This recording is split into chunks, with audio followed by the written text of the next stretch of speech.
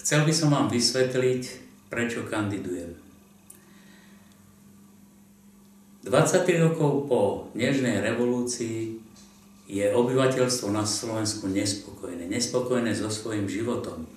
A pritom vláda, parlament, prezident nerobia nič, čo by zásadne zmenilo život obyvateľstva. Preto kandidujem. Slovensko je ekonomicky okupované. Čo to znamená okupované? Že takmer 95% výrobnej základne je v súkromných zahraničných rukách a nadnárodné spoločnosti si do zahraničia odvážajú každý rok 90 až 100 miliard eur. My sme zadlženou krajinou. Dlh neustále stúpa, dosiahol už 57% hrubého domáceho produktu.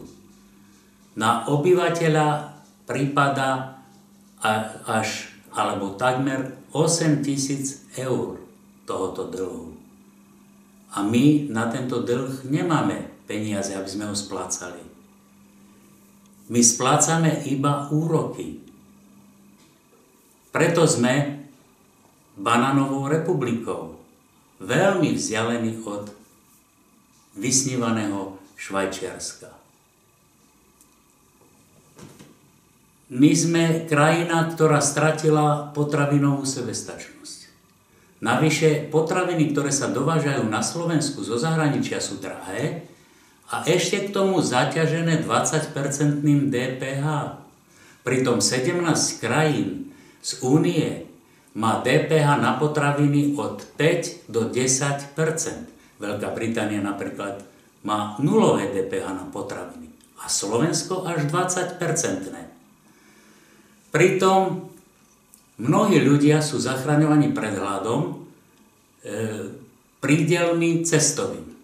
Každé 5. dieťa žije v nedostatku. My sme druhoradou európskou krajinou. Čo to znamená? Znamená to, že naši zamestnanci pracujúci na Slovensku dostávajú iba pätinové mzdy v porovnaní so západnou Európou. Hypotekárne úvery na Slovensku sú až 4-krát vyššie, drahšie, pokiaľ ide o úroky, než v iných krajinách. Zahraničné banky to vysvetľujú tak, že naši klienti na Slovensku sú nesolventní a nezamestnaní. Ale kto je zodpovedný za ich nezamestnanosť? Zoberme si napríklad starodôchodcov. Starodôchodcovia nedostávajú dôchodok, ale almužnu. A pritom o koho ide? Ide o ľudí, ktorí zabezpečili Slovensku počas socializmu industrializáciu, ktorí vybavili Slovensko z 90% bytmi prvej kategórie, ktorí zabezpečili slovenskému obyvateľstvu lacné a zdravé potraviny. Ale zoberte si aj študentov. Každý tretí študent, ktorý ukončí strednú školu alebo vysokú školu, nenájde miesto. Kto je zodpovedný za tento model a výsledky tohto modelu? Predovšetkým pravicové strany. Pravicové strany, ktoré sa hlásia k demokracii, jednak názvami, ale aj rétorikou, prejavmi, a pritom nie sú ochotné zdemokratizovať ekonomický model. Nie sú ochotné ho spluralizovať. Čiže vytvoriť popri súkromnom aj silný štátny sektor.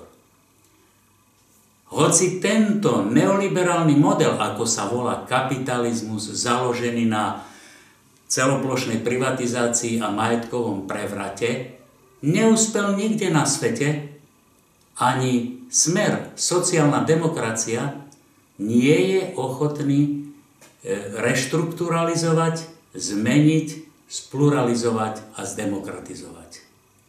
Preto treba s tým niečo robiť a ja mám pre vás východisko.